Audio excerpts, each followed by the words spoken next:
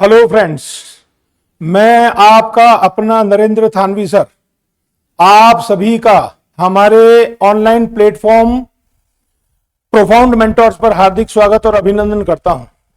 दोस्तों, मैं एक बार फिर आपके समक्ष हाजिर आ गया हूं। अब हम ऐसे ही लगातार रोजाना मिलते रहेंगे और कानून की बहुत ही अच्छे से पढ़ाई करते रहेंगे ताकि मैं आपको अच्छे से पढ़ा पाऊं और आप अपना कानून के क्षेत्र में करियर बना सके। दोस्तों, आज से हम शुरू करने जा रहे हैं criminal major acts. Criminal major acts, ये तीनों पुस्तकें जब साथ में होती हैं तो ये तीनों क्रिमिनल मेजर एक्ट्स कहलाते हैं। बाकी के सारे क्रिमिनल लॉज जो हैं वो सारे के सारे माइनर होते हैं दोस्तों। और जिन लोगों की क्रिमिनल मेजर एक्ट्स पर बहुत अच्छे से पकड़ होती है उन लोगों की राह बहुत आसान हो जाती है। वो फिर किसी भी प्रकार के कानून के क्षेत्र में प्रतियोगी परीक्षा में बैठे, उनको कभी किसी प्रकार की कोई कठिनाई और समस्या नहीं आती है। उसका कारण है कि इन तीनों कानूनों को एक साथ कोरिलेट करके पढ़ना पड़ता है और समझना पड़ता है। आप बाजार में जाओगे और आप किसी भी पुस्तक वाले से बोलो कि मुझे क्रिमिनल मेजर एक्ट्स दो, तो अगर आप हार्ड बाउंडेड या पेपर बाउंडेड आप तीनों किताबें साथ में लाएंगे तो सबसे पहले आपको पढ़ने को मिलेगी सीआरपीसी, जो कि आज की तारीख में भारतीय नागरिक सुरक्षा संहिता के नाम से पहचाना जाता है। दूसरा कानून आप पढ़ोगे तो भारतीय दंड संहिता है, जो आज की तारीख में बीएनएस के नाम से पहचाना जाता है। और तीसरा पढ़ोगे तो साक्ष्य अधिनियम, इंडियन एविडेंस एक्ट, जिसे आज की तारीख में भारतीय साक्ष्य अधिनियम के नाम से जानते हैं। दोस्तों, मैं एक बात आपको स्पष्ट कर देता हूं कि कानून की पढ़ाई करनी होना तो जिन जिन प्रावधानों का, जिन जिन अधिनियमों का आपस में एक दूसरे का इंटरडिपेंडेंस होती है और इंटर रिलेशनशिप होती है, उनको सभी को कोरिलेट करके, लिंक करके पढ़ने से लॉ के कॉन्सेप्ट सारे के सारे क्लियर हो जाते हैं। और आपको बच्चों ये सारी बातें बहुत अच्छे से पता है कि कानून के क्षेत्र में दो प्रकार के सिद्धांतों को हमें पढ़ना पड़ता है। जब विधानमंडल कानून बनाता है तो उस समय अधिनियमित विधि में कुछ सिद्धांतों को अधिनियमित कर दिया जाता है और उन कानूनों का प्रयोग करते समय हमारे देश के सर्वोच्च न्यायालय द्वारा या भिन्न भिन्न राज्यों में उनके उच्च न्यायालयों के न्यायाधीशों के द्वारा उन कानून के प्रावधानों को डील विद करते समय कुछ सिद्धांत प्रतिपादित किए जाते हैं। That is called principle laid down by the honourable supreme court, principle laid down by the honourable high court at the time of dealing with the particular provision of the particular law. Therefore एक बात को दिमाग में रखना है, हमें कानून की पढ़ाई किस तरह करनी है और कितनी आसानी से करनी है, कितनी तसल्ली और तफसील के साथ करनी है कि हमें एक एक चीज अच्छे से समझ में आ जाए। हमारा कानून पढ़ने का मतलब यह थोड़ी है कि हम एक पर्टिकुलर एग्जाम के लिए तैयारी करें तो दौड़ भाग करके उस कानून को पढ़ते रहते हैं और उसके बाद क्या होता है कि वो परीक्षा गई और हमारे कानून के सारे प्रोविजन जो हमने पढ़े थे वो भी सारे के सारे उनका भी विस्मरण हो गया। ऐसा होना नहीं चाहिए। और मैं आपको एक बात और स्पष्ट करता हूं दोस्तों कि ये कानून के जो बड़े बड़े महाग्रंथ है ना, स्पेशली मैं 4-5 कानूनों की आपके समक्ष बात करूंगा। जैसे बीएनएसएस की बात करें, बीएनएस की बात करें, भारतीय साक्ष्य अधिनियम की बात करें, या हम सिविल प्रक्रिया संहिता की बात करें, या फिर हम भारत के संविधान की बात करें, ये कानून दोस्तों हम कभी भी रट नहीं सकते। हमको इनको समझना होता है। जब हम समझ जाएंगे ना तो ये अपने आप हमको याद हो जाएंगे और उसके बाद में आपको कभी भी इन प्रावधानों का विस्मरण होगा ही नहीं। और कानून को पढ़ने का दोस्तों एक तरीका होता है, वो तरीका हमें सबसे पहले सीखना पड़ता है। जब हम कानून को पढ़ने का तरीका सीख लेते हैं ना, उसके बाद में सारी समस्याएं एक किनारे हो जाती है और हमारे आत्मविश्वास का स्तर दिनों दिन बढ़ता रहता है। आपका खुद का मन आपके समक्ष हामी भरने लगता है, हां अब मुझे ये आता है, अब मुझे ये आता है। देखो दोस्तों, मैं जैसे आज today we are going to start criminal major acts. First of all हमारा एस्पेक्ट होगा भारतीय नागरिक सुरक्षा संहिता। इसको हम सिस्टमेटिकली पढ़ें, सेक्शन वाइज पढ़ें। उससे पहले I would like to make something clear in the mind of you people, how to start studies of the law in terms of these 3 criminal major acts. इनको पढ़ते कैसे हैं? क्या ये चीजें सेक्शन वाइज हम रटने को बैठते हैं तो क्या हमें समझ आ जाएगा? क्या इनका आपस में एक दूसरे से कोई लिंक है, इनका कोई कोरिलेशन है? हमको इसको कैसे पढ़ना, कैसे समझना कि ये जो हमें बर्डनसम लगता है ना, ये हमको भार लगता है कि मैं कैसे पार पाऊंगा, मैं कैसे पार पाऊंगी, मेरे तो इतने ही दिन हैं, इसमें मैं कैसे पढ़ सकूंगा। दोस्तों, आपको जो है ना घबराने की जरूरत नहीं है। मैं कुछ बातें आपके समक्ष स्पष्ट रूप से क्लियर कर देता हूं कि देखो, हम जब किसी भी स्टेट के जुडिशियल सर्विस के एग्जाम की तैयारी करते हैं तो उसकी तैयारी आप ये मान के चलो कि यूनिवर्सिटी और कॉलेज के जो एग्जाम्स होते हैं ना, उससे ये ऑल टुगेदर डिफरेंट होता है। वहां पर आप क्या करते हो दोस्तों, चाहे आप एनएलयू की बात करो, चाहे आप किसी भी 5 इयर्स इंटीग्रेटेड डिग्री कोर्स किसी और यूनिवर्सिटी में चलते हो उनकी बात करो, या आप किसी लॉ कॉलेज की बात करो, दोस्तों सभी जगह सारे बच्चे केवल और केवल प्रश्न और उत्तर पढ़ते हैं। Questions and answers are prepared by them for the purpose of examination. Why? Because they would like to secure good marks. उनको तो मार्कशीट में अपने मार्क्स चाहिए। हमें यहां पर जब हम किसी भी स्टेट की जुडिशियल सर्विस के एग्जाम के लिए तैयारी करें, हम एपीओ के लिए तैयारी करें, हम जेएलओ के लिए तैयारी करें, या फिर हम किसी भी स्टेट की सबऑर्डिनेट जुडिशियल सर्विस में सिविल जज कैडर के लिए तैयारी करें, जिसे हम सिविल न्यायाधीश संवर्ग की परीक्षा कहते हैं। दूसरी परीक्षा जो होती है वो जिला न्यायाधीश संवर्ग की होती है। तो ऐसी परीक्षा की तैयारियों के लिए दोस्तों कानून को कैसे बैठ के पढ़ा जाता है, यही कला मैं आपको सिखाऊंगा। और आप जब देखो, आज ये हमारा कानून का इंट्रोडक्शन का लेक्चर है और मेरा ये कर्तव्य बनता है कि मैं सारी बातें आपको स्पष्ट कर दूं। नहीं तो जैसे और लोग पढ़ाते हैं, मेरे भी पीछे देखो पैनल बोर्ड पे ये फ्लैश हो रखा है, मैं भी यहां से इसका नाम पढ़ के और अगला पेज पलट करके और आपको ये बता सकता हूं कि अब आपको पढ़ना कैसे है। मैं आपको सेक्शन वाइज अभी शुरू कर दूंगा, पर मैं करूंगा नहीं। मैं क्यों नहीं करूंगा? उसका कारण है कि मुझे आपको कानून को पढ़ने का तरीका बताना है। तो जैसे मैंने आपको बता दिया कि कोई भी व्यक्ति अगर कानून की तैयारी करे किसी भी प्रतियोगी परीक्षा के लिए, और जब क्रिमिनल मेजर एक्ट्स को पढ़ने की बात आती है दोस्तों, तो सबसे पहले हमें दंड प्रक्रिया संहिता अर्थात आज की तारीख के भारतीय नागरिक सुरक्षा संहिता को लेकर हमारी पढ़ाई शुरू करनी चाहिए। उसका कारण मैं आपको बताऊं कि एक जुडिशियल प्रोसीडिंग होती है जो हम आगे पढ़ेंगे, what is meant bye judicial proceeding and how it is conducted, before home it is conducted, वो सारी बातें पढ़ेंगे। पर मैं आपको एक बात समझा देना चाहता हूं कि प्रत्येक न्यायिक कार्यवाही that is called judicial proceeding, it has got 5 stages. इसके 5 जो है ना प्रक्रम होते हैं। सबसे पहला होता है whether proceeding is civil in nature और criminal in nature, it makes no difference. और कई लोग जो है कंफ्यूज हो जाते हैं सिविल में और क्रिमिनल में। देखो, मैं आपको एक बात स्पष्ट करूं कि क्रिमिनल मामलों में आप जो है ना बीएनएसएस को पढ़ोगे तो you will find variety of trials are there.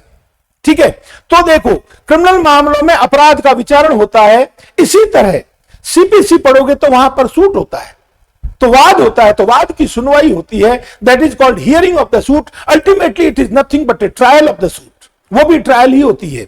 और आपको इस बात को भी स्पष्ट कर दूं कि सीपीसी में जो ट्रायल ऑफ द सूट होती है, हियरिंग ऑफ सूट होता है, वो चीज भी जुडिशियल प्रोसीडिंग है, दो it is very much true. This term has not been defined in the CPC itself, but each and every person who is working in the field of the law, in the capacity of the judge or advocate or something else, they know it very well कि वाद की भी सुनवाई होती है, वो भी एक न्यायिक कार्यवाही है। और अपराध का विचारण चाहे मजिस्ट्रेट के सामने हो, चाहे सेशन कोर्ट के सामने हो, that is A trial of the offence, it is again a judicial proceeding. Therefore, हमें इन सारी बातों को स्पष्ट रूप से पढ़ते हुए समझते हुए चलना है ताकि कोई तरह का भ्रम और भ्रांति रहे ही नहीं। मैं आपको आज बीएनएसएस का जो ओवरव्यू देने जा रहा हूं, उसका मेन मुख्य प्रयोजन यही है कि आपको किसी भी तरह का दिमाग में अगर डर है और आपको ये बड़ा ग्रंथ लग रहा है और आपको ये लगता है कि ये मैं कैसे पढ़ पाऊंगा, देखो ये प्रैक्टिकल लॉ होता है। बीएनएसएस क्या है? प्रैक्टिकल लॉ है। बीएसए क्या है? प्रैक्टिकल लॉ है। तो प्रैक्टिकल लॉ को हमेशा प्रैक्टिकल अप्रोच से ही पढ़ना पड़ेगा। देखो दोस्तों, मैं आपको एक बात बताऊं, हम जब प्रक्रियात्मक विधि को पढ़ने बैठते हैं तो सबसे पहले a thing which is to be kept in mind by we people is this, that हमको क्या चीज को पहले शुरू करना है। How to give momentum to the criminal law and how to give momentum to the civil law. दंड विधि को गति कैसे प्रदान की जाती है, उसको हरकत में कैसे लाते हैं। लाइकवाइज दिस सिविल मामलों में हम जाएंगे तो how to give momentum to the civil law. All these things are to be kept in mind by we people so that we may be able to understand the concept of the law very properly. Because देखो, जब हम किसी भी foundation course की बात करते हैं तो देखो, ये जो मैं आपको पढ़ाने जा रहा हूं, एक बात आप मान के चलो, when we are going to join a course that is called foundation course. Foundation course, in other words, it is called a comprehensive course. ये बहुत ही व्यापक कोर्स होता है। इस व्यापक कोर्स में बच्चों के सारे भ्रम दूर हो जाते हैं। जैसे बच्चे गलतफहमी में रहते हैं, मैं तो केवल प्री के लिए पढ़ूंगा। अरे प्री के लिए पढ़ाई और मेन के लिए पढ़ाई और इंटरव्यू के लिए पढ़ाई अलग नहीं होती बच्चों। दोस्तों, आप मेरी इस बात को समझो। आप जो है ना, इस बचपने से बाहर निकलो और कानून को परिपक्वता के साथ पढ़कर सीखना समझो। तब आपके लिए कोई भी बात जो है ना भारी नहीं रहेगी और उलझन भरी नहीं रहेगी। आप उन बातों से परेशान नहीं होंगे, ये मेरा आपसे वादा है।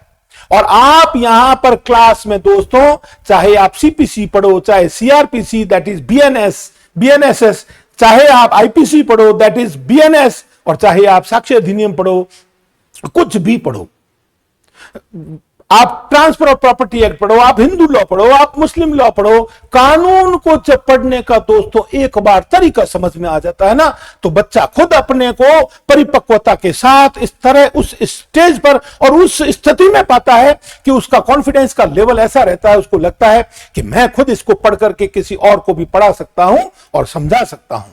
ये होती है बात। तो देखो, अब सीआरपीसी, देखो मैं बार बार आपको खुद को इस बात का सरप्राइज होगा, मैं पिछले 25 सालों से ये लॉ पढ़ा रहा हूं।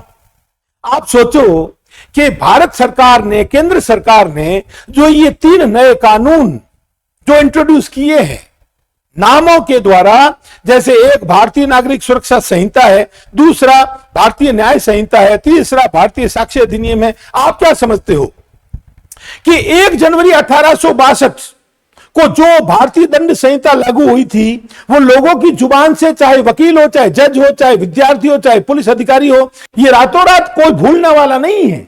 आप बोलने जाओगे बीएनएस, निकलेगा पहले आईपीसी। आप बोलने जाओगे बीएनएसएस, तो पहले निकलेगा सीआरपीसी।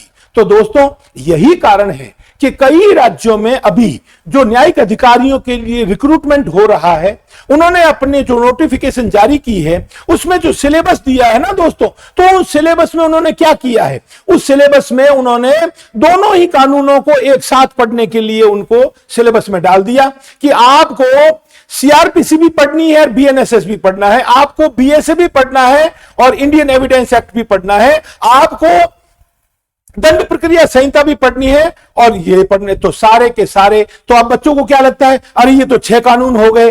अरे भाई, मैं आपको एक बात बता दूं कि आपको इतना डरने घबराने की जरूरत नहीं है।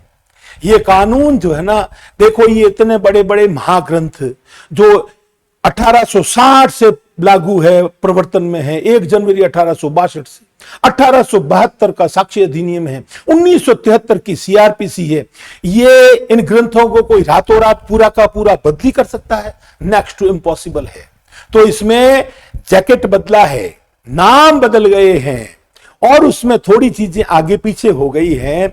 तो मैं आपको एक बात बताऊं, अगर हम बीएनएसएस की बात करें ना दोस्तों, तो बीएनएसएस हमारे सामने कैसे है? ये बीएनएसएस हमारे सामने, मैं इसको कहूंगा कि ये एक संशोधित और पुनर्गठित कानून है, जिसको जो दंड प्रक्रिया संहिता के रूप में था, उसकी जगह प्रतिस्थापित कर दिया गया भारतीय नागरिक सुरक्षा संहिता को। और उस समय दंड प्रक्रिया संहिता में चैप्टर होते थे 37 और धाराएं होती थी 484 समथिंग। और अब ये नया कानून आया है ना, इस नए कानून में क्या कर दिया है, नए कानून में 2 चैप्टर और जोड़ के चैप्टर संख्या हो गई 39। ये पुनर्गठित कानून है। This is called reorganised law in terms of 39 chapters and 531 sections. अगर मैं भूल नहीं कर रहा हूं तो ये गणित तो ये है। इसी तरह वो की वो बात भारतीय दंड संहिता की जो बात थी उसमें यही बात है कि धाराएं जो 511 थी उसको कम करके शायद 358 कर दी गई है। और इसी तरह तो ये क्या किया है, उन्होंने किसको किसके ऊपर अधिमान दिया, किसके ऊपर प्रेसिडेंस दी गई, प्रमुखता प्रधानता किसको दी गई, कौन से कानून की अहमियत ज्यादा समझी गई। चैप्टर्स को जो है ना रीऑर्गेनाइज कर दिया और इस शक्ल में आपके सामने है और आप वैसे ही डर रहे हो, घबरा रहे हो। आप भारतीय दंड संहिता पढ़ो और चाहे जो है ना भारतीय न्याय संहिता पढ़ो, आपको कल्पेबल होमिसाइड की परिभाषा में कोई फर्क नहीं मिलेगा, आपको मर्डर में कुछ भी फर्क नहीं मिलेगा, आपको बलात्कार के मामले में नहीं मिलेगा। तो वो जस के तस पड़े हैं दोस्तों। तो 3 शब्द ध्यान रखते हैं, addition, alteration, deletion. Addition, alteration और डिलीशन। तो कुछ बातें जो है ना, तो इसमें भारतीय नागरिक सुरक्षा संहिता में क्या किया गया है, कुछ नई धाराएं जोड़ दी गई हैं और कुछ धाराओं को जो है ना निरसित कर दिया गया है, रिपील कर दिया गया है, विलोपित कर दिया गया है और कुछ धाराएं जो है उनको परिवर्तित कर दिया गया है। यही तो कानून के क्षेत्र में 3 शब्द चलते हैं दोस्तों, परिवर्तन, परिवर्तन, संशोधन। तो दोस्तों एक बात और बताऊं आपको, हमको जब बीएनएसएस को पढ़ना है ना, तो मैंने आपको क्या कहा कि हमको कानून को परिपक्वता के साथ पढ़ना है। और जब हम परिपक्वता के साथ पढ़ना शुरू करेंगे दोस्तों, तो देखो 3 तरीके होते हैं एक प्रोसीजरल लॉ को पढ़ने के, प्रक्रियात्मक विधि को पढ़ने के 3 तरीके होते हैं। कौन कौन से 3 तरीके हैं? आप आजाद और स्वतंत्र हैं, आप चाहें तो इसको सेक्शन वाइज पढ़िए, आप चाहें तो इसको चैप्टर वाइज पढ़िए। और अगर आप प्रैक्टिकल अप्रोच के साथ दोस्तों इसको पढ़ना चाहते हैं, चाहे वो भारतीय नागरिक सुरक्षा संहिता हो, चाहे वो सिविल प्रक्रिया संहिता हो, आपको पढ़ने के लिए तीसरा जो तरीका है वो लिटरली सबसे कारगर और इंपॉर्टेंट तरीका होता है, उसे कहते हैं स्टेज वाइज पढ़ाई, प्रक्रम के हिसाब से। तो कार्यवाही कोर्ट के समक्ष चालू कैसे होती है उसको ध्यान में रखते हुए, तो जैसे अगर हम बीएनएसएस को पढ़ें तो जैसे हर बच्चा जो है ना इतना परिपक्व होता नहीं है कि वो स्टेज वाइज पढ़ने की स्टेज पर आ जाए, नहीं आ सकता।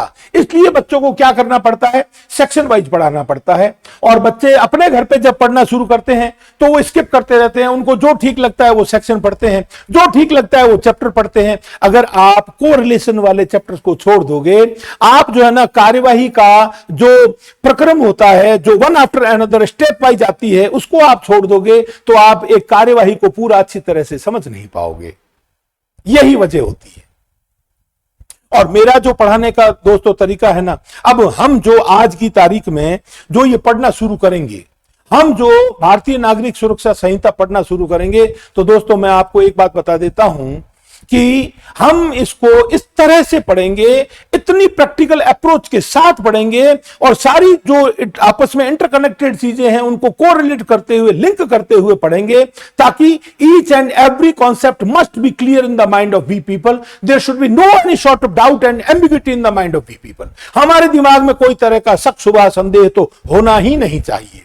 और जिस किसी भी बच्चे को, जिस किसी भी विद्यार्थी को, जिस किसी भी अभ्यर्थी को, a person who is aspirant for the RJS और any state judicial service in the capacity that is civil जज कैडर और फॉर डिस्ट्रिक्ट जज कैडर, पढ़ने का तरीका सबके लिए एक ही होता है दोस्तों। और वो परिपक्वता वाला तरीका हम अपना करके और इसको इतना सरलतम तरीके से आपके समक्ष पेश करेंगे कि आप खुद जो है ना सरप्राइज करोगे कि क्या इन कानूनों को इतने सरल तरीके से पढ़ाया जा सकता है, इतने सरल तरीके से इनको पढ़ा जा सकता है और इतने सरल तरीके से इनको समझा जा सकता है और इनको मेमोराइज किया जा सकता है। और पूछने पर, चाहे हम प्री का एग्जाम दें, चाहे हम मेन एग्जाम दें, चाहे हम इंटरव्यू के लिए बैठे हों, we must be in position to answer each and every question that is relevant to your examination, and you must be in a strong position to answer each and every question in your examination, that is written examination, that is your pre, and at the time of facing your interview proceedings before the interview board, you must be 100% comfortable. ये हम इस तरह से पढ़ेंगे। तो देखो, अब हम जो है ना अब मैं आपको, ये तो बातें हो गई सारी, अब मैं आपको बीएनएसएस की बात करता हूं। बीएनएसएस की बात करता हूं तो सबसे पहले आपको ये दोस्तों बताना चाहूंगा, क्या बताना चाहूंगा कि देखो, हम भारतीय नागरिक सुरक्षा संहिता को पढ़ें तो पहले पहले हमारे सवाल दिमाग में ये आता है कि बीएनएसएस डील्स विद व्हाट।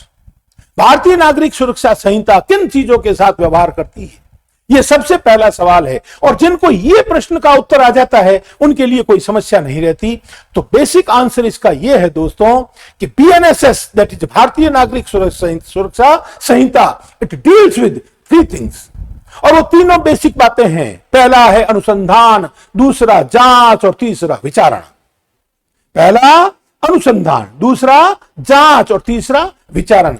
अगर हम एक अपराध के संबंध में कार्यवाही करना चाहते हैं, कार्यवाही करवाना चाहते हैं, तो इसमें कौन कौन फंक्शनरीज होती है, पुलिस का क्या रोल होता है, मैजिस्ट्रेट का क्या रोल होता है, सरकारी वकील का क्या रोल होता है, एपीओ क्या करता है, पीपी क्या करता है, एडिशनल पीपी क्या करता है, कोर्ट ऑफ सेशन क्या करता है, अपराधों को कितने भागों में बांट रखा है, ये सारी बातें बैठ के अच्छे से पढ़नी और समझनी पड़ती है। इनको दोस्तों ना तो आप रट सकते हो, ना ही मैं रट सकता हूं और ना ही मैं रटा सकता हूं। हम तो कॉन्सेप्ट को समझ सकते हैं, हम तो उसकी अवधारणा को समझ सकते हैं। This is called conceptual studies of the law. आप मेरी बात से किस सीमा तक सहमत हैं मैं नहीं कह सकता, पर मेरा पिछला 25 साल का जो टीचिंग का जो एक्सपीरियंस है, I am always teaching bilingual. मैं हमेशा द्विभाषी शिक्षण में बिलीव करता हूं। मेरी क्लास में कोई भी बच्चा अनकंफर्टेबल नहीं हो सकता, whether he is from English medium और Hindi medium, it makes no difference to me. और बच्चा कभी भी अनकंफर्टेबल क्लास में होता ही नहीं है। हर एक चीज हूबहू verbatim at literatum, whatever I teach in English, I go for the verbatim translation of the same in Hindi. This is the unique method and methodology of the teaching in our class. तो दोस्तों यहां पर आप जो है ना, profound mentors के online platform पर जिस तरीके से कानून पढ़ोगे ना, आपको खुद में समझ में आने लग जाएगा। मैं इतने साल से पढ़ रहा हूं और पढ़ रही हूं, उसके बावजूद आज मुझे हर एक चीज नए तरीके से समझ आ रही है। यह आपकी स्वयं की आत्मा बता देगी। तो मैंने आपको क्या बताया दोस्तों कि basically BNSS deals with 3 things. Number 1 investigation, number 2 inquiry, number 3 trial. देखो, यह विधानमंडल ने एक अपराध के संबंध में क्रिमिनल कोर्ट के सामने की जाने वाली कार्यवाही के प्रक्रम सुनिश्चित कर दिए हैं। These stages have been fixed by the legislature itself. Therefore, nobody can change the order of these 3 proceedings. ये तीनों ही कार्यवाहियों का प्रक्रम कोई बदल नहीं सकता और ना ही बदलता है। तो हमें ये 3 बातें समझ में आ गई कि कोई भी अगर दंडिक कार्यवाही चालू होगी, दंड प्रक्रिया संहिता अर्थात भारतीय नागरिक सुरक्षा संहिता के तहत तो अपराध होगा, तो पहले ही पहला या तो उसका अनुसंधान होगा यदि मामला पुलिस के हाथ में, और अगर वो मामला मजिस्ट्रेट के हाथ में सीधा है तो उसके संबंध में जांच हो, जब तक कि वो पुलिस को मामले को अनुसंधान के लिए भेज नहीं दे। और लास्ट स्टेज जो होती है क्रिमिनल प्रोसीडिंग की, दैट इज कॉल्ड ट्रायल। तो देखो, सबसे पहले हम सेक्शन वाइज किसी भी चीज को पढ़ना शुरू करें दोस्तों। उस बाबत में आपको एक बात बताना चाहूंगा, वो ये है कि अगर हम शुरुआत में कई चीजों को समझ जाएं तो हमारे लिए राह बहुत आसान हो जाएगी। तो अगर कोई भी आदमी दंड प्रक्रिया संहिता के स्थान पर जो आज नया कानून जो प्रवर्तन में है उसको जो पढ़ना चाहता है भारतीय नागरिक सुरक्षा संहिता के रूप में, तो देखो, मैं आप सब लोगों को यही नेक सलाह दूंगा कि आपको सबको पहले इस भारतीय नागरिक सुरक्षा संहिता में 39 चैप्टर्स हैं, 531 धाराएं हैं और लास्ट में 2 अनुसूचियां उपाबद्ध की हुई हैं। 2 schedules have been appended with this law. और हमें सबसे पहले अनुसूची नंबर 1 का बहुत ही बेहतरीन तरीके से ज्ञान होना चाहिए, ताकि हमारी भारतीय नागरिक सुरक्षा संहिता की पढ़ाई आसान हो जाए। हमें जो है ना इधर उधर झांकना नहीं पड़े, क्योंकि उसका कारण है कोई आदमी इतनी बातों को रट थोड़ी सकता है। नहीं लड़ सकता। तो पहले तो हम सबसे पहले इस बात को समझें कि भारतीय नागरिक सुरक्षा संहिता जो है उसके साथ में जो उपाबद्ध की हुई नंबर 1 अनुसूची है, उस अनुसूची में है क्या, हम पहले उसके बारे में पढ़ क्यों नहीं ले, ताकि हमारे लिए सारी बातें आसान हो जाए, सरल हो जाए। There should be no any sort of complication in the mind of you people when you are going through the provisions provided in the schedule first. Schedule first appended with the BNSS, this contains 6 columns. और इसको पढ़ने पर आपको एक बात समझ में आ जानी चाहिए कि जब कभी भी हम दंड प्रक्रिया संहिता पढ़ते थे और भारतीय दंड संहिता पढ़ते थे तो हमें समझ में आ जाता था कि दंड प्रक्रिया संहिता क्या चीज थी। दंड प्रक्रिया संहिता was a procedural law. Likewise, this again, the law which has been substituted in the name of BNSS in place of CRPC. This is again a procedural law. और इसी कानून का वही काम है जो दंड प्रक्रिया संहिता करती थी। और इसमें आप देखोगे ना, आप देखोगे तो आपको क्लियर हो जाएगा कि अनुसूची संख्या 1 में 6 कॉलम हैं, 6 स्तंभ हैं, और 6वें स्तंभ में आप जब पढ़ोगे तो आपको समझ में आ जाएगा। देखो, पहले तो law has been categorised into 2 parts. कानून को 2 भागों में बांटा हुआ है। 2 भागों में कैसे बांटा हुआ है? One law is known as substantive law, that is a सारवान विधि, दैट इज कॉल्ड मूल विधि, और दूसरी that is a procedural law. In Hindi it is called प्रक्रियात्मक विधि। In English, it is known as adjective law. What do you mean by this? Substantive law is the law which defines and describes. So, which defines and determines the rights, liabilities and duties of a party. तो मूल विधि वो विधि होती है जो अधिकारों को परिभाषित करती है, अधिकारों का अवधारण करवाती है और यह बताती है कि किस व्यक्ति का क्या दायित्व है, किस व्यक्ति का क्या कर्तव्य है। तो जो कानून हमारे अधिकारों, दायित्वों और कर्तव्यों के संबंध में बात करे वो कानून सारवान विधि कहलाती है दोस्तों। और उस सारवान विधि तो है हमारे हाथ में। सारवान विधि का तो कोई उपयोग ही नहीं है, महत्व ही नहीं है अगर हमारे हाथ में प्रक्रियात्मक विधि नहीं है दोस्तों। If we don't have any procedural law in our hands, तो how to give momentum to the criminal law? तो दंड विधि को हम हरकत में लाएंगे कैसे? हम कैसे कार्यवाही करेंगे? किसके समक्ष जाके हम शिकायत करेंगे? किसके समक्ष जाके हम हमारी व्यथा सुनाएंगे? तो इसको पढ़ने से एक बात समझ में आ जाती है, और वो बात ये होती है कि दंड प्रक्रिया संहिता के स्थान पर जो नया कानून इंट्रोड्यूस किया गया है उसका नाम भारतीय नागरिक सुरक्षा संहिता है।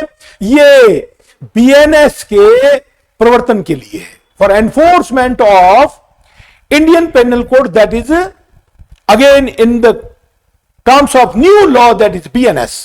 तो भारतीय नागरिक सुरक्षा संहिता को बनाया गया है भारतीय न्याय संहिता के प्रवर्तन के लिए, बिकॉज ये बीएनएसएस जो है ना, it provides machinery for determination of right, determination of the guilt, determination of the criminal liability or determination of the duties of the particular person. This law is known as BNSS। और ये कानून अपने आप में दोस्तों प्रक्रियात्मक विधि है। ये प्रक्रियात्मक विधि अलग अलग बातों के साथ डील करती है, पर हमें मुख्य रूप से 3 ही बातें ध्यान रखनी है। तो हमने एक तो देख लिया कि एक अनुसंधान होता है, एक जांच होती है और एक विचारण होता है। और हमें क्या नई चीज इसमें पढ़ने को मिलती है दोस्तों, जब आप जो है ना, आप किसी भी स्टेट के लिए न्यायिक अधिकारी की परीक्षा दोगे तो उसमें दोस्तों क्या आता है मालूम है? उसमें जजमेंट राइटिंग आता है। तो जजमेंट राइटिंग आता है और अपराध जो किसी अपराधी ने किया है, अभिकथित अपराध, तो उसके खिलाफ कोई भी तरह की अनुसंधान करने के बाद में आरोप पत्र इत्यादि पेश होते हैं, तो उस मामले का विचारण कौन करेगा? ये हम कहां ढूंढते फिरेंगे? तो इन सबको हमें समझाने वाली, सबको स्पष्ट करने वाली एक ही महत्वपूर्ण चीज है, वो है अनुसूची नंबर 1। और उसके बाद में हमें अनुसूची नंबर 2 का भी बेहतरीन ज्ञान होना चाहिए। क्यों? क्योंकि हम उसके माध्यम से ही समझते हैं कि समन क्या होता है, समन कितनी प्रतियों में होता है, वारंट कैसा होता है, वारंट बेलेबल वारंट कैसा होता है, अरेस्ट वारंट कैसे होता है, अटैचमेंट ऑफ द प्रॉपर्टी का जो जारी होता है वो प्रारूप कैसा होता है। तो सारे फॉर्मेट, सारे प्रारूप किसमें दिए हुए हैं, that is in schedule second. तो schedule first and schedule second. तो शेड्यूल फर्स्ट में दोस्तों जैसा कि मैंने आपको बताया कि उसमें 6 कॉलम है। तो 6 कॉलम अब हमें तफसील से, तसल्ली से उसको देखना है और समझना है कि इन 6 कॉलम्स में है क्या क्या। तो 6 कॉलम में देखो, पहला जो कॉलम है वो भारतीय न्याय संहिता के अपराधों की धारा बताता है, स्तंभ संख्या 1। तो वो धाराएं बताता है क्रोनोलॉजिकल ऑर्डर में। उसके बाद कॉलम नंबर 2, तो जो भारतीय न्याय संहिता में जो अपराध के रूप में जो परिभाषित हैं और जो उनके पैनल प्रोविजंस हैं, तो उन अपराधों के बारे में वो उसका संक्षेप में सार बता रखा है, that is in column number 2। और उसके बाद में तीसरा नंबर आता है कि उस अपराध के लिए भारतीय न्याय संहिता में कितना दंड जो है ना प्रिस्क्राइब किया हुआ है, what is the quantum of punishment which has been prescribed for a particular offence which has been given in the column number 1 of the schedule first. तो प्रथम अनुसूची के स्तंभ संख्या 1 में भारतीय न्याय संहिता के जो अपराध दे रखे हैं, उन अपराधों के लिए उनके ठीक सामने दंड की मात्रा दे रखी है, क्वांटम ऑफ पनिशमेंट वो दे रखा है कि उसके लिए दंड कितना जो है ना विहित किया गया है। फिर दोस्तों ये 3 बातें पढ़ने के बाद में अब 3 बहुत ही प्रक्रियात्मक महत्वपूर्ण बातें आती हैं। तो ये 3 बातें तो किससे कनेक्टेड हो गई, सब्सटेंटिव लॉ से हो गई। अब 3 बातें आएंगी जो प्रक्रियात्मक विधि की है, जो इसकी खुद की है, बीएनएसएस की खुद की है। तो 3 columns are there which relates to Bharatiya Nyaya Sanhita and rest of 3 columns which relates to what, that is BNSS. In such a situation what is to be kept in mind by we people, हमारे द्वारा क्या बात को दिमाग में रखना है, किस बात को ध्यान में रखना है। अब हमें देखना यह है कि हमने भारतीय न्याय संहिता के अपराध की धारा देख ली, हमने उसकी संक्षेप में परिभाषा, उसका सार देख लिया, हमने उसके लिए कॉलम नंबर 3 में दंड की मात्रा देख ली। अब हमें दोस्तों देखना है कि यह अभिकथित अपराध जो अभियुक्त के द्वारा किया जाना अभिकथित है, ये कॉग्निजेबल है कि नॉन कॉग्निजेबल है, ये संज्ञेय है कि असंज्ञेय है। तो देखो कौन सा अपराध संज्ञेय, कौन सा असंज्ञेय।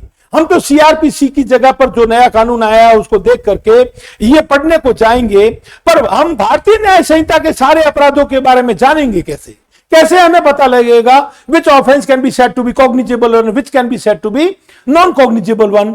तो this is the helping thing. तो हमें मदद करने वाली चीज कौन सी है, ये अनुसूची नंबर 1 वो हमें बताती है कि किस किस अपराध को हमने कैटेगरी में रखा है कॉग्निजेबल में और हमने रखा है नॉन कॉग्निजेबल। यह बात हो जाने के बाद अगला स्टेप यह होता है कि जो अभिकथित अपराध अभियुक्त के द्वारा किया गया है, वो उस अपराध को जो विधानमंडल ने कैसा बनाया है, उसे बेलेबल बनाया है कि नॉन बेलेबल, वो जमानती है कि अजमानती है। तो यह कॉलम नंबर 5 में है। तो कॉलम नंबर 5 की भी बात स्पष्ट हो गई।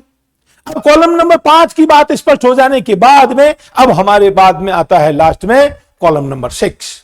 Column number 6 of the BNSS makes it clear to we people, और हमें वो ये बताता है, क्या बताता है कि अपराध जो है ना, जो भारतीय न्याय संहिता के जो क्रमबद्ध तरीके से जो अपराध बताए हैं, ये अपराध कौन से न्यायालय के द्वारा विचारणीय है।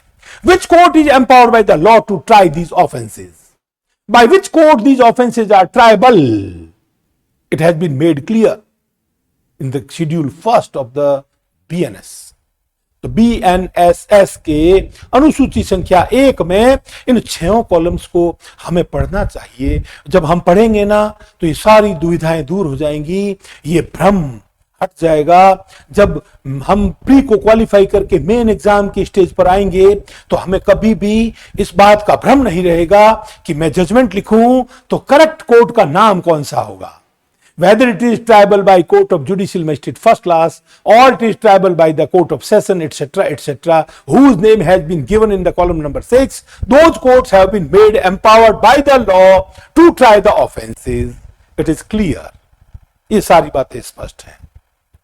तो ये मेरा सबसे मतलब सरल तरीके से कानून को पढ़ाने का यही तरीका है कि मैं बच्चों को कानून रटाने में बिलीव नहीं करता, मैं लर्न बाय हर्ट में नहीं। हम तो एक ही बात में विश्वास करते हैं कि हम इन सिद्धांतों को समझ कैसे सकते हैं और पढ़ कैसे सकते हैं, पढ़ा कैसे सकते हैं, समझ कैसे सकते हैं, ये दोस्तों हम काम करते हैं।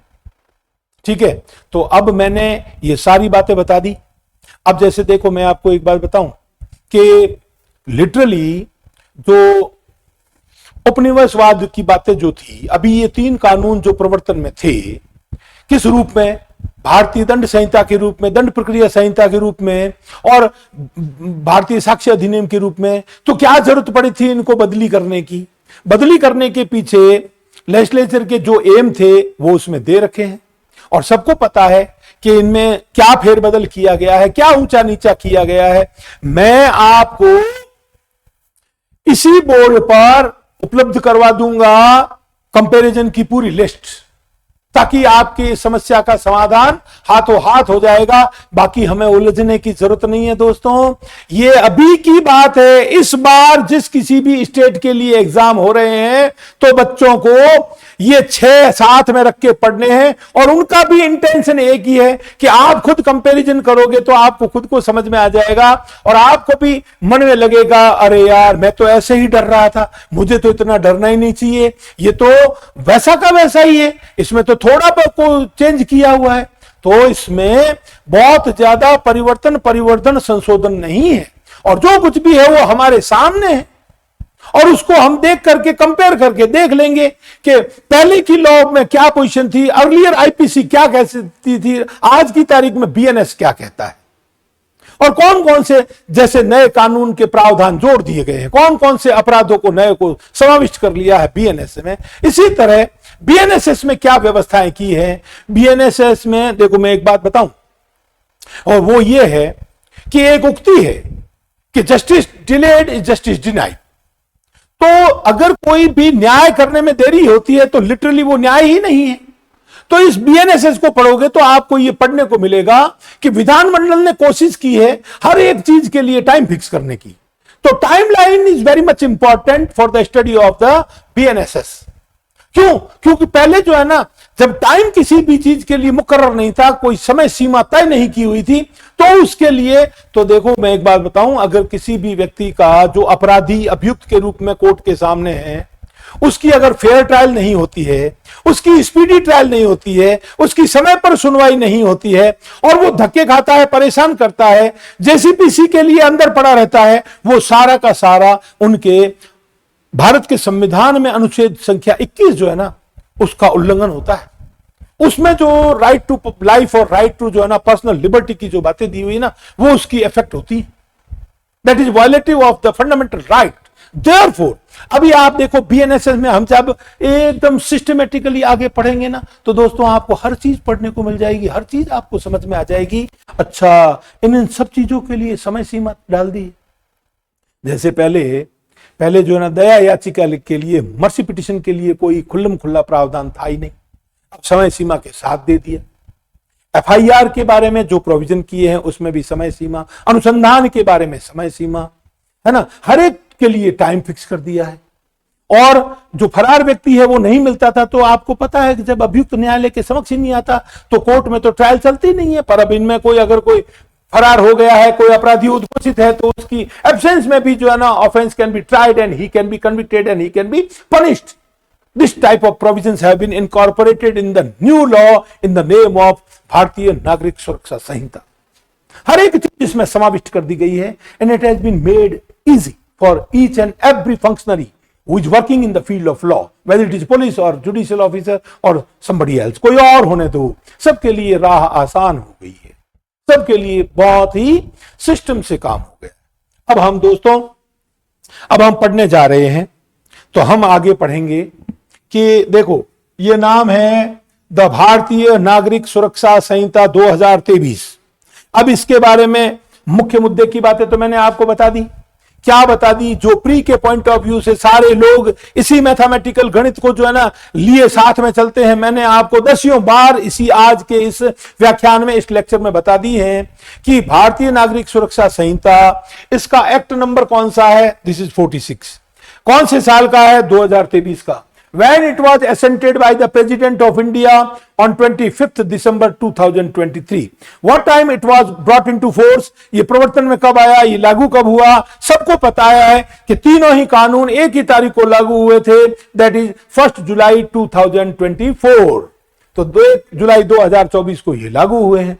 तो इस तरह अब हम इसका सिस्टमेटिक तरीके से अध्ययन शुरू करते हैं। ठीक है, अब दोस्तों मैं आपको एक और बात बताता हूं। वो बात यह है, how it is important from this point of view, कि जब हम इसको पढ़ना शुरू करेंगे तो जैसा कि मैंने आपको बताया कि प्रकृति से ये कानून प्रक्रियात्मक विधि है, पढ़ना इसको सबसे पहले पढ़ता है, दूसरे नंबर पर कोई भी अध्ययन करता है तो बीएनएस को पढ़ेगा और तीसरे नंबर पर बीएसए पढ़ेगा। मैं आपको बताते बताते ये किसी और विषय पर चला गया था। मैं आपको बता दूं कि every judicial proceeding has got 5 stages.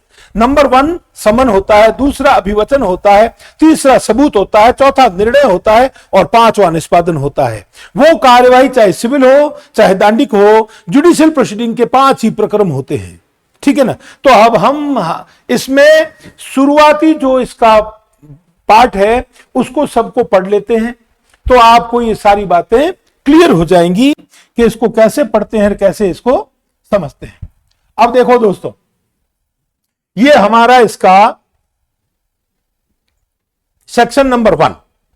अब सेक्शन नंबर 1 को पढ़ेंगे तो सबसे पहला आता है, सबको पता है कि किसी भी कानून में सेक्शन नंबर 1 किसको डील करता है।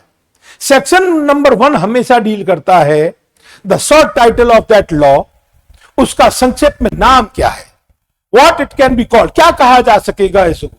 तो वो पहले दंड प्रक्रिया संहिता कहा जा सकेगा, अब ये हो गया भारतीय नागरिक सुरक्षा संहिता हो गया। अब इसका कमेंसमेंट की तारीख सबको पता है कि ये तो 1 जुलाई 2024 को प्रवर्तन में आया है। ठीक है, और उसका एक्सटेंट कहां कहां है, तो देखो दोस्तों ये क्या लिखता है मालूम है, इस अधिनियम का संक्षिप्त नाम भारतीय नागरिक सुरक्षा संहिता 2023 है। इस संहिता के अध्याय 9, 11 और 12 से संबंधित उपबंधों से भिन्न उपबंध इसके अध्याय है ना लागू नहीं होंगे। तो किसको लागू नहीं होंगे, नागालैंड राज्य को और जनजाति क्षेत्र को। कौन कौन से अध्याय, 9 लागू होगा, 11 लागू होगा, लागू तो लागू नहीं होंगे इसके अध्याय। तो अब यह बताता है it is applicable not to apply, this act में be called the Bharatiya Nagarik Suraksha Sanhita 2023। The provision of this Sanhita other than relating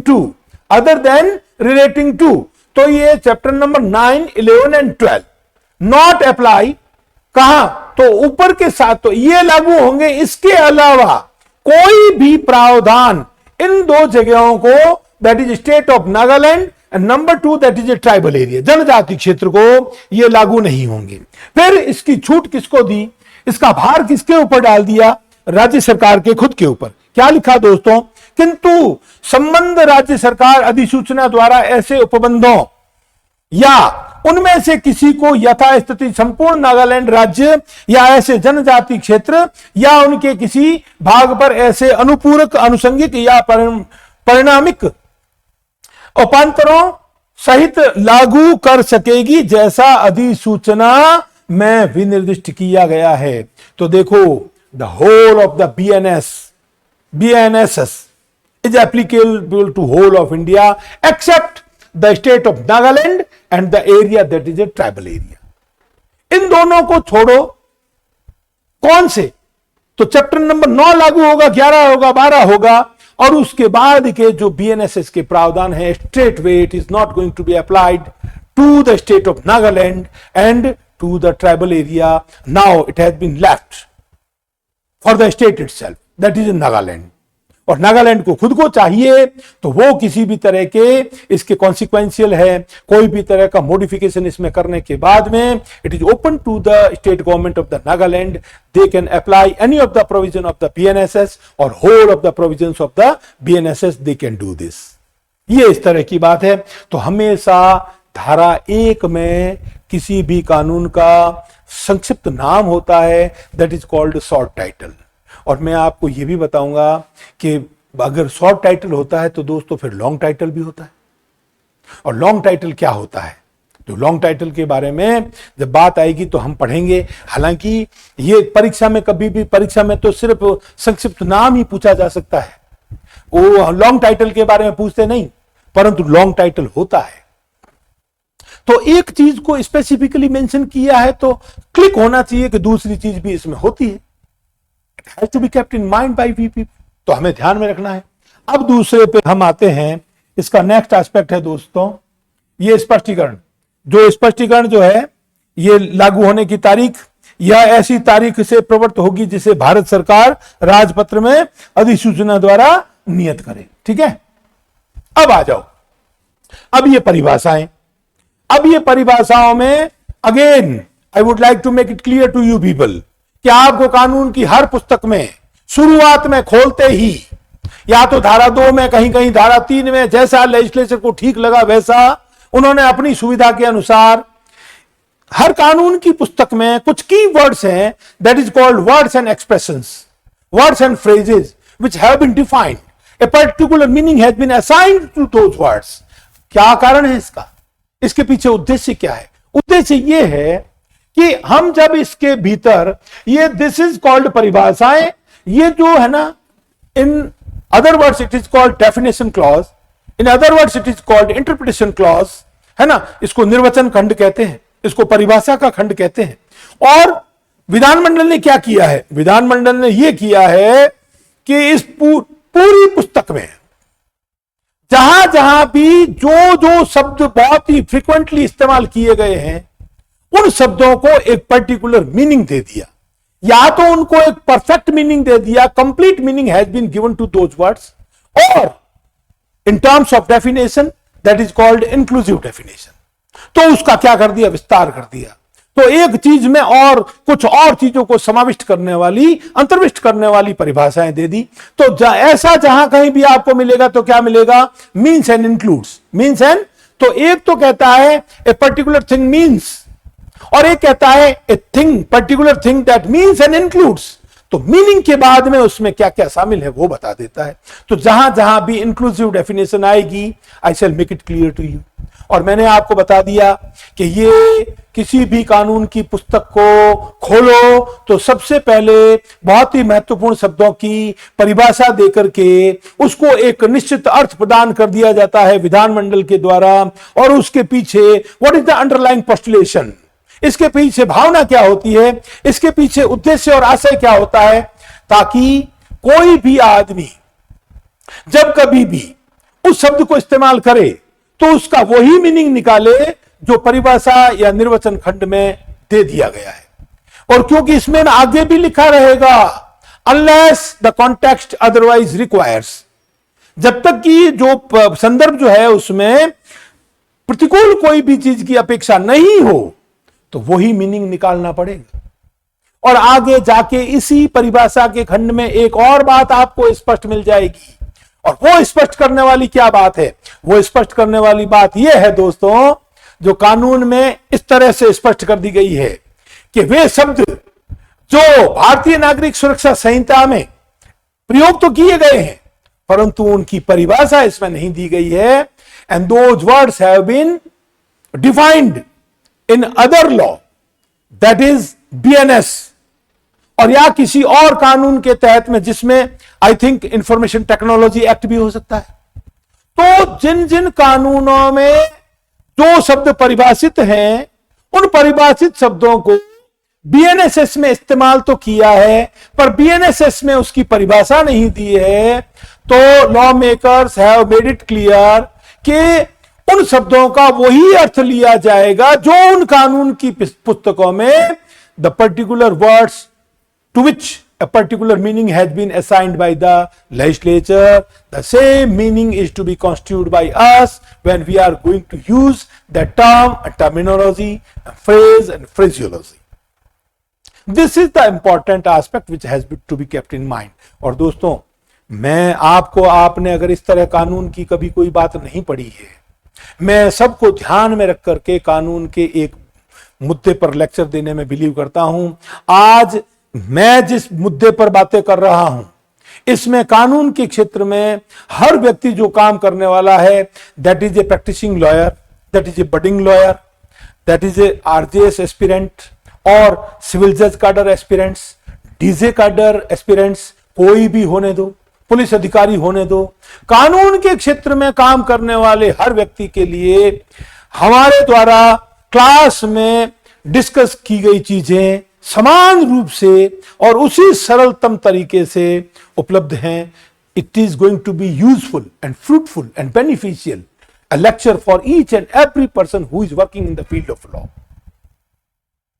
और आपको देखो, आज ये पहला लेक्चर है, उसमें आपको ये लग सकता है, क्यों? क्योंकि मेरा ये कर्तव्य था कि इन सारी बातों को स्पष्ट करूं। और जब आप इन सारी बातों को समझ जाओगे ना, तो उसके बाद में एक प्रवाह चलेगा, एक धारा बहेगी, एक स्ट्रीम होगी, एक कानून के प्रावधानों की सरिता चलेगी जो आपको हर एक चीज को समझा देगी। फिर आपको सारी बातें अनुसंधान की समझ आने लगेगी, सारी बातें आपको जांच की समझ आने लगेगी, सारी विचारण की समझ में आने लगेगी, अपील समझ में आएगी, रिवीजन समझ में आएगा, और जो भी बातें सिक्योरिटी प्रोसीडिंग्स दी है, चाहे removal of the public nuisance, जो कोई भी चीजें कार्यवाही के रूप में। और मैंने शुरुआत में दोस्तों आपको ये बात को स्पष्ट कर दिया, क्या कर दिया, कि BNSS deals with 3 things basically. Number 1 investigation, number 2 inquiry, number 3 trial. अब हम दोस्तों, अब इसको हम परिभाषा वाले खंड में, और मैंने जैसा कि आपको बताया कि परिभाषा वाला खंड क्या कहता है।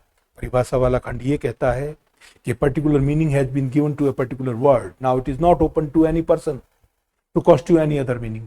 कोई दूसरा अर्थ निकालने के लिए आप स्वतंत्र नहीं हैं। चाहे आप कानून की पुस्तकें लिखते हैं, चाहे आप किसी कॉलेज में लेक्चरर हैं, चाहे आप कहीं कोचिंग में पढ़ा रहे हैं, चाहे आप वकील साहब हैं, चाहे आप पुलिस अधिकारी हैं, चाहे आप जज साहब हैं, एक शब्द को एक अर्थ दे दिया है ना, उसी अर्थ को समझना पड़ेगा। वीडियोग्राफी क्या चीज है, अगर उसको समझा दिया तो वो साधन वही साधन होगा जो इसमें परिभाषा दे दी। इसलिए हमें इसके हर एक चीज को पढ़ना है दोस्तों, और मैं बहुत ही तसल्ली से तफसील से आपको, और परिभाषा वाला खंड जो है ना, ये क्यों महत्वपूर्ण है, ये आपके प्री पॉइंट ऑफ व्यू से महत्वपूर्ण होता है, एट द सेम टाइम आपके जो है ना मेन एग्जाम के लिए, क्योंकि मेन एग्जाम में जो छोटे छोटे प्रश्न आते हैं उसमें आपसे किसी भी बात की परिभाषा पूछी जा सकती है। इसलिए हमें सभी जो words and phrases which have been defined in the definition clause, we must be conversant and well versed with each and everything. तो देखो, अभी सबसे पहला, अच्छा एक बात और ध्यान रखना, ये डेफिनेशन जो होती है ना, ये सारी की सारी कैसी होती है पता है दोस्तों? ये सारी की सारी होती हैं अल्फाबेटिकली, है ना। तो अब हमको अल्फाबेटिकली इसको समझना है, और यही सबसे महत्वपूर्ण मुद्दा होता है किसका? कानून की पुस्तक को पढ़ने का। क्योंकि जब जब आगे आगे ये प्रावधान आते जाएंगे और उनमें सारी टर्मिनोलॉजी को यूज किया हुआ है और आप सारी परिभाषाएं पढ़े हुए होंगे, तो आपको किसी भी शब्द का अर्थ पढ़ने में, समझने में और उसको लागू करने में कहीं भी लेस मात्र दिक्कत नहीं आएगी। इसलिए हमको इसको डिटेल में पढ़ना पड़ता है। अब ये अच्छा दोस्तों, एक बात और बताऊं, मेरी क्लास हमेशा इंग्लिश और हिंदी मीडियम, दोनों ही मीडियम के बच्चों के लिए कंफर्टेबल होती है। तो कोई भी बच्चा इस बात के लिए परेशान नहीं हो कि सर जो है ना ज्यादा हिंदी में पढ़ाते हैं या ज्यादा इंग्लिश में पढ़ाते हैं। No, it is not like this. Whenever it is required, I always speak something in English, whenever it is needed I speak in Hindi. Otherwise ये देखो, इस बोर्ड के ऊपर दोनों ही प्रोविजन ये आपके डिक्लॉट है ना। तो ये द्विभाषी संस्करण है जो आपके ये बिना किसी त्रुटि के इंग्लिश वर्जन है और हिंदी है, सारी की सारी चीजें मौजूद हैं। इसलिए आपको ये परेशान होने वाली बात नहीं।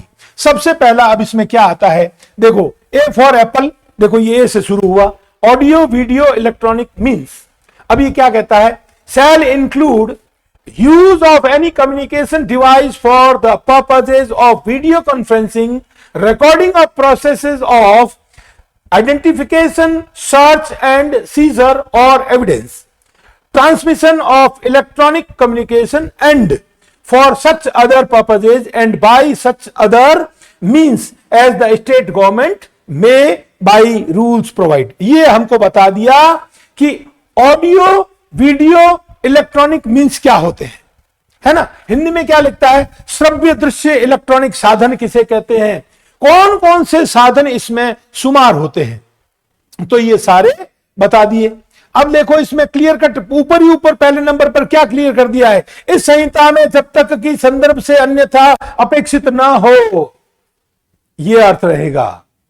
और अगर कोई भी इसमें दिया हुआ अर्थ दोस्तों अगर किसी कॉन्टेक्स्ट में फिट नहीं बैठता तो ये इंटरप्रिटेशन करना, उसको लागू करना, उसको दूसरा अर्थ देना, ये हमारा काम नहीं है, ये माननीय न्यायालयों का काम है।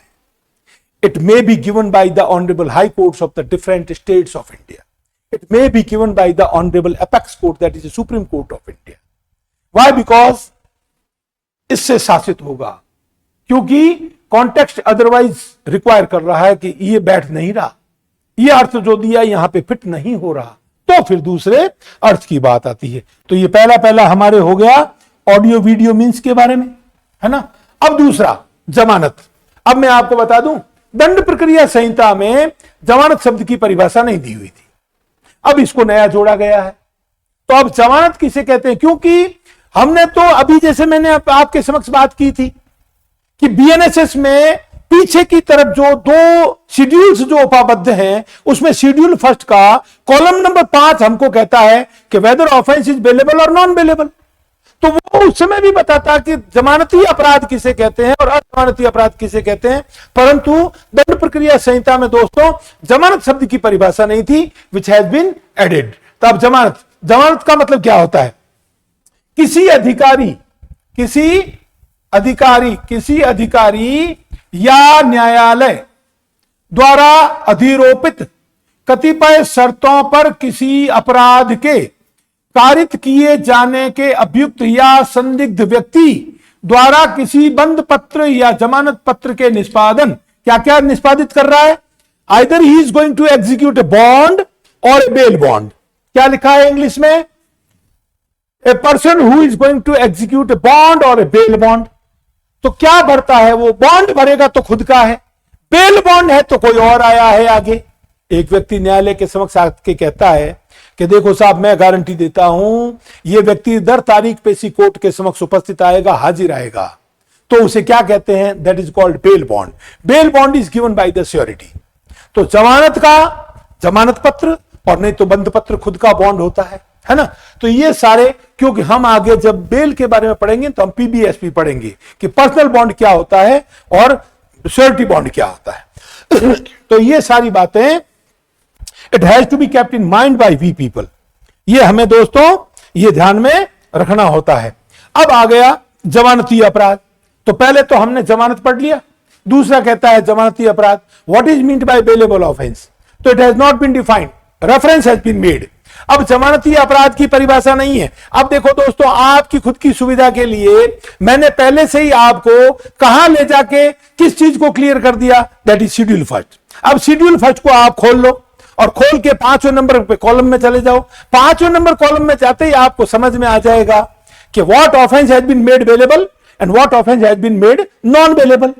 तो अब यह बेलेबल ऑफेंस की डेफिनेशन नहीं है, केवल रेफरेंस दिया है। क्या लिखता है मालूम है कि जमानती अपराध से अभिप्रेत है वो अपराध जिसे प्रथम अनुसूची में जमानती होना दर्शाया गया है या फिर किसी तत्समय प्रवृत्त विधि के तहत उसे जमानती बना दिया गया है।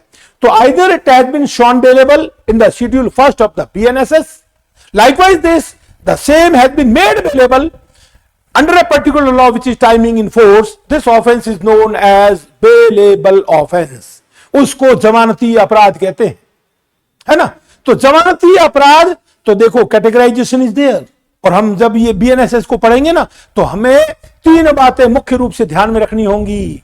अपराधों का जो वर्गीकरण किया हुआ है, इनका जो विभाजन किया हुआ है, तो गंभीरता के दृष्टिकोण से कितने प्रकार के हैं, जमानत के दृष्टिकोण से कितने प्रकार के हैं, और समझौता और राजीनामा करने के दृष्टिकोण से कितने प्रकार के हैं। All these things are very much important from your study point of view. It has to be kept in mind from your examination point of view. Why? Because you are to clear 3 rounds of your examination. और बच्चों, इतनी परिपक्वता के साथ पढ़ाई करनी है कि कोई चीज को भूलना नहीं है और कोई चीज का विस्मरण हमें होना नहीं चाहिए. और एक बात ध्यान रखना, मुझ में और आप में सिर्फ यही फर्क हो सकता है कि मैं इतने वर्षों से पढ़ रहा हूं, इतने वर्षों से पढ़ा रहा हूं, इसलिए ये सारी चीजें मुझे आती हैं. और आपको क्या लगता है कि सर को तो सारी बातें कंठस्थ कैसे है, सर को सारी बातें आती, हमें तो नहीं आती. अरे आप भी इसी तरह बैठ के पढ़ोगे तो आपका और मेरे बीच का जो अंतर है ना, ये निकल जाएगा. क्यों? क्योंकि अब ये जैसे बेलेबल अपराध है, बेलेबल ऑफेंस है, इसमें मैं कुछ नई चीज जोड़ सकता हूं? नहीं जोड़ सकता. मैंने आपके सामने इसको पढ़ के बता दिया कि वो अपराध जिसे प्रथम अनुसूची में जमानती होना दर्शाया गया है, इसने ये लिखा है. आपको भी यही याद करना है. क्यों? क्योंकि जमानती अपराध की परिभाषा नहीं है. तो क्या लिखता है? A particular offence which is shown bailable in the schedule first और which has been made bailable under a particular law which is timing in force. तो तत्समय प्रवृत्ति विधि के तहत जिसे जमानती बना दिया या फिर प्रथम अनुसूची में उसे जमानती होना दर्शाया गया है, उसके अलावा कोई अपराध जमानती नहीं है. तो आप ये पढ़ लोगे तो आपको भी ये वैसे ही आएगा जैसे थानवी सर आपके समक्ष बोल रहे हैं. There is no problem at all. ठीक है. तो अब यह बात हुई कि जमानती अपराध किसे से ऐसा अपराध विपरीत है जो प्रथम अनुसूची में जमानती के रूप में दिखाया गया है या तत्समय प्रवृत्त किसी अन्य विधि द्वारा जमानती बनाया गया है, और अजमानती अपराध से कोई अन्य अपराध है. तो जो अपराध ना तो प्रथम अनुसूची में जमानती होना बताया गया और जिसे तत्समय प्रवृत्त विधि के लिए जमानती नहीं बनाया गया, तो वो सारे अपराध कौन से होते हैं फिर? Those are called non-bailable offenses. Got it? समझे दोस्तों आप? तो आज के लिए हम इतना ही पढ़ेंगे क्योंकि बहुत ज्यादा हो जाएगा आपके, इसलिए हमने आज परिभाषा के खंड में 2 वर्ड्स की डेफिनेशन पढ़ी है. बाकी का अगली क्लास में हम इसी भावना के साथ, इतने ही क्लैरिटी के साथ में बहुत अच्छे से पढ़ेंगे, समझेंगे और आगे बढ़ेंगे. Thank you very much.